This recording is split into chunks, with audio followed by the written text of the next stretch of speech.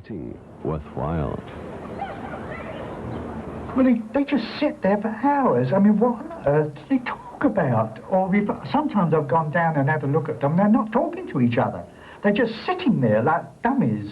You don't just sit outside against a wall doing absolutely nothing, just constantly talking about Bros. People think I only talk about Bros, but I have a lot of other things to talk about as well. They just don't understand why we follow.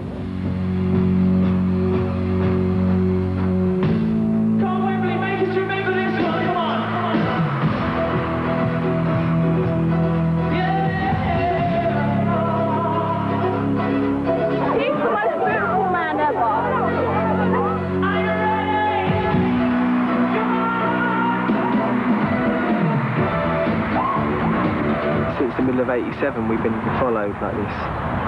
It's 7 days a week, but over a certain period of time they know where I go. You know, they know where the studios that I go to, they know my relatives, they know where my brother lives, they know where I live.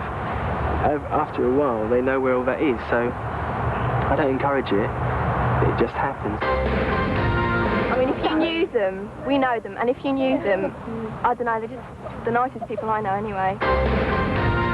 The excitement of it, it's just meeting people, going, following them, seeing them.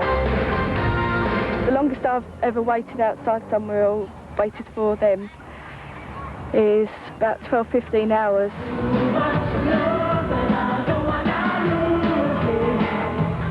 This is Matt and this is Luke, and I think I like Matt because I think to me he's better looking than Luke, even though they're twins. My favourite picture of Matt's that one there because he's got a top on and he looks really nice. I feel that they're my friends now, but because I've been following for so long, 3 years. In the days following, I'll get up there, see what's happening. Are they going out anywhere, meetings or anything? When they do come out, you ask him where he's going, and if he tells you, then you go to the place, or if he doesn't, you just wait back at his house for him. No day is complete without a glimpse of Matt or Luke. But it's not simply a question of waiting around outside their houses. You've got to be prepared to travel.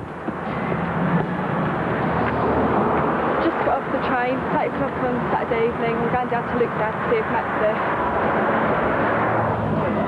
My dream would be to get them on my own, because there's always girls there. There's always a lot of girls.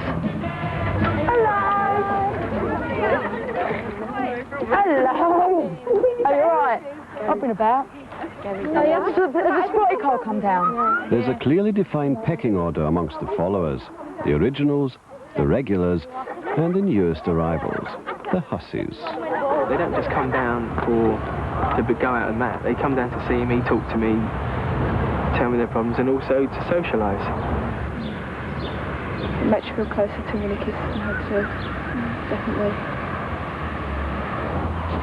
I think at the back of people's minds, yeah, the secret hope is to eventually end up with Matt, but that's not going to be true. I just dream about meeting them, being good friends with them, talking to them, not...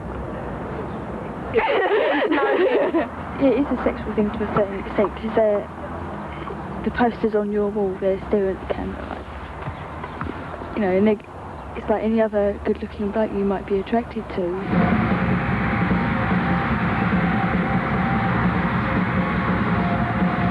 It gets a bit embarrassing what they ask me, you know. I mean, sexually and that, they all go through certain traumas and that, which I have to deal with. Sometimes it gets a bit embarrassing, but... He sometimes goes to special places where he takes people to have chats where he can't, where there's loads of girls there, which usually happens late at night when most people go home.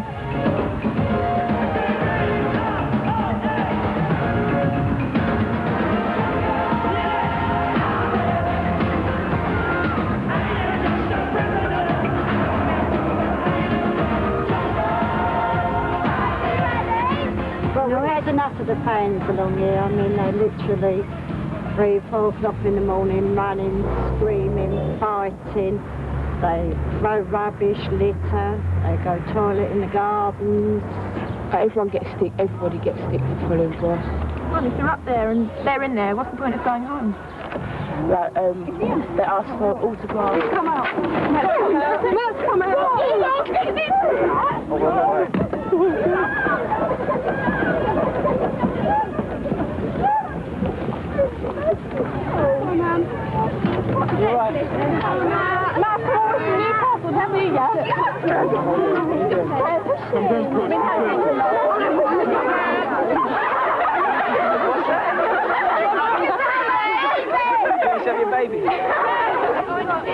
When I see them, it can really feel good that he recognises you, and it feels good that if there's a lot of girls there and he recognises you and he goes all right or whatever, you feel really good.